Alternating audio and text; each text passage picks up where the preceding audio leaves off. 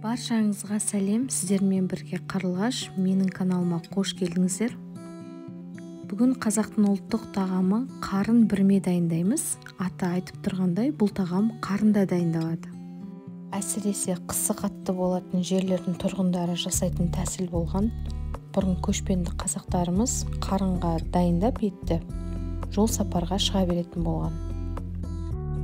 Бұл тағамға қойдың етінде, сиырдың етінде, жылқының етінде, сүрленген етті де салсаңыздар болады, және қазы саласыздар. Бұрын ата-бабаларымыз бұл тағамдарды дайындаған кезде тек қана етпен дайындайтын болған. Қазіргі заманға байланысты жасау үшін әртүрлі көкөністерді қосып дайындасаңыздар болады. Сәбіз, пияз, бұрыш, картоп және дәміне қарай тұз, қарабұрыш қосып дайындасаңыздар болады.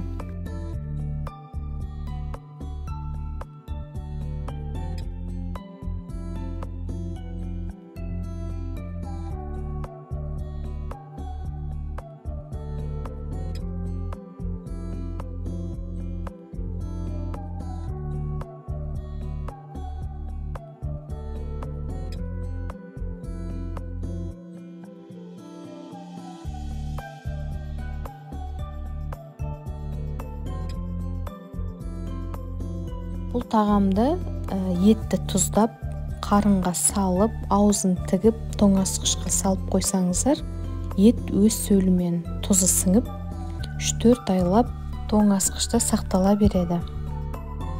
Керек кезде пісіріп, сорпасын ішсеңіздер өте дәмді.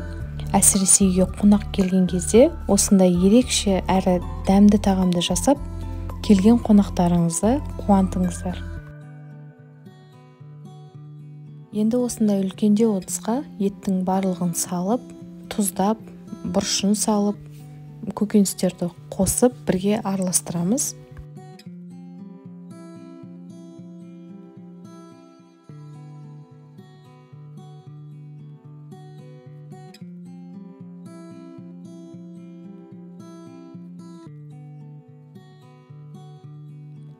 Міне менде осындай жылқының қарны. Мен бұл қарынды иісін кетіру үшін сірке суымен тұз қосып, суда жарты сағат салып ұстап жуып алдым. Және қарынды тігу үшін жуалдыз инемен қалың жіп қажет. Енді осы қарынға көкөністерді, еттерді және қазын жақсылап салып, әдемілеп тігіп шығамыз.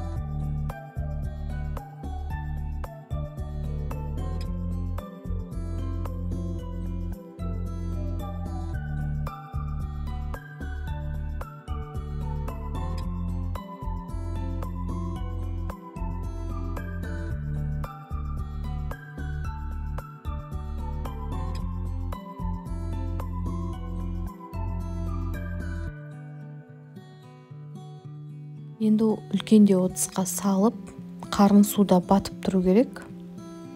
Бір қайнатып көбігін алып, астын жай қойып, 2,5-3 сағаттай қайнатып аламыз.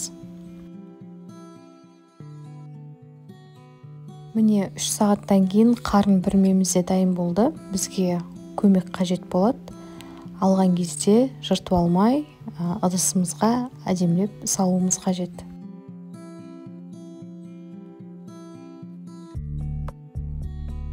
Дастарханға қойырда өз қалауыңыз бойынша сәндеп, әртүрлі көкөністермен әсемдеп қойсаңыздар болады.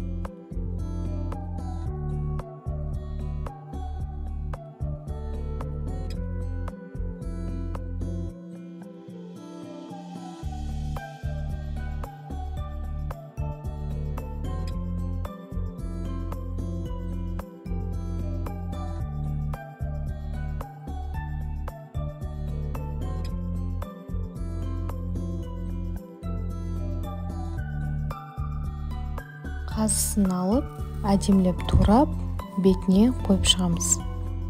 Ұмытылып кеткен осындай қазақтың керемет тағамдарын естіп көріп қана қоймай, сіздер де жасап көріңіздер, еш қиындығы жоқ. Үйдегі жақындарыңызға да, келген қонақтарыңызға да осындай қазақтың керемет тағамын жасап дайындап беріңіздер. Және де бұл тағам сіздерге ұнаса, менің каналыма тіркеліп, лайк баса отырыңыздар. Барлықтарыңызға көп-көп рахмет. Ас болсын.